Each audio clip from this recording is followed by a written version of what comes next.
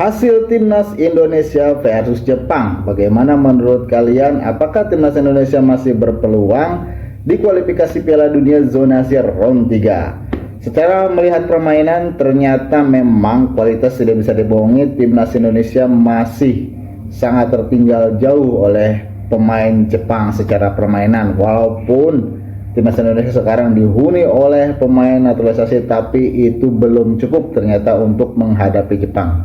Lantas bagaimana, banyak pertanyaan mungkin ya, kenapa Indonesia kalah jauh permainannya melawan Jepang dari segi penguasaan bola, dari segi peluang, dari segi taktik? Karena Jepang ini kita harus tahu ini adalah jebolan Piala Dunia yang kemarin. Banyak pemainnya masih berkumpul, tentu saja chemistry-nya sudah sangat kental sekali mereka. Kalau menurut saya, menurunkan pemain cadangan saja melawan Indonesia itu tetap menang. Kalau menurut saya, dengan permainan yang seperti tadi, seperti Takefusa Kubo juga tidak dimainkan, sayang lah, ngapain lawan Indonesia aja katanya. Mungkin menurut Jepang pemain bintangnya diturunin, nggak usah, tetap akan menang kok mereka melawan timnas Indonesia. Memang kenyataannya seperti itu.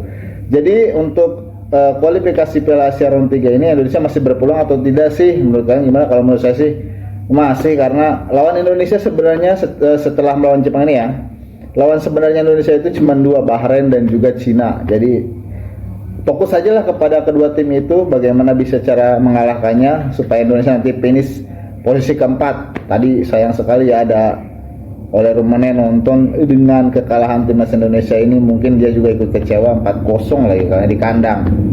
Kemudian Kevin Dix cedera, faktor lapangan mungkin ya, karena biasa main di lapangan yang rata yang bagus, ini main di lapangan yang kurang bagus lah kalau menurut saya.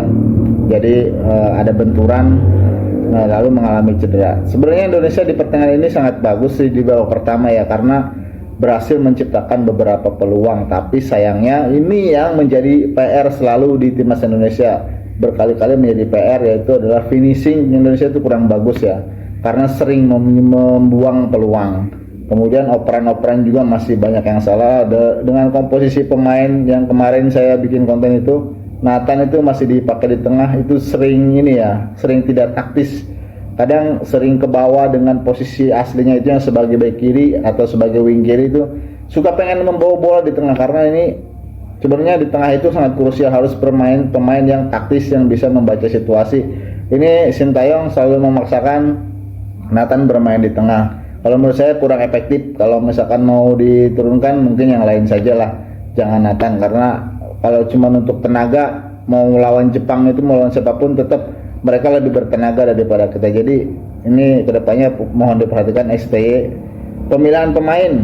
Untuk gelandang nih jangan memaksakan Nathan di tengah, karena sering lupa dengan tugasnya. Dia sering membawa bola, sering menyisir lapangan tengah, ini bukan lapangan kiri. Ini tuh saya sangat berbahaya.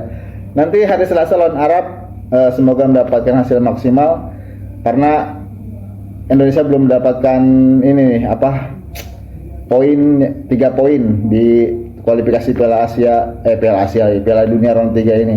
Semoga melawan Arab, kemudian 2 laga terakhir melawan Bahrain dan melawan Cina, bisa meraih kemenangan, Indonesia finish posisi keempat. Jadi itu saja hasil timnas Indonesia versus Jepang di kualifikasi Piala Dunia zona Asia round 3. Indonesia kalah 4-0. Dengan kekalahan ini Indonesia masih berada di dasar klasemen grup C dengan peringkat ke-6. Tapi tetap semangat buat supporter timnas Indonesia. Kalah kita dukung, menang juga apalagi, itu aja ya. Salam timnas Indonesia.